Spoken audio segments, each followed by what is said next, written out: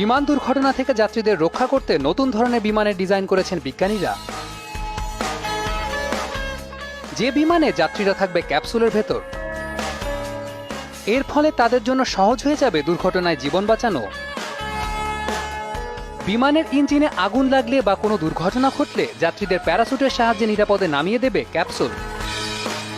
ক্যাপসুলটি বিমান থেকে বের হতে 3 সেকেন্ডেরও কম সময় নেবে। এই ক্যাপসুল চালুর জন্য বিমানে থাকবে একটি পুশ বাটন। এই ডিজাইনার বিমানের কার্যকারিতা পরীক্ষা করার জন্য ইঞ্জিনিয়াররা বেছে নিয়েছেন AN225 মিয়া কার্গো বিমান, যেখানে ক্যাপসুলটি তৈরি করে পরীক্ষা করা হবে। কোনো ধরনের জরুরি পরিস্থিতি হলে বিমানটি থেকে ক্যাপসুলটি বেরিয়ে আসবে আর যাত্রীদের নিয়ে নিরাপদে মাটিতে নামাবে। বিমানটির নিচে যদি পানি থাকে তাহলেও কোনো সমস্যা নেই, কারণ ক্যাপসুলটি পানিতে ভাসবে। ডিজাইনাররা বলছেন শুধুমাত্র নতুন মডেলের বিমানেই এই ক্যাপসুল সংযুক্ত করা সম্ভব।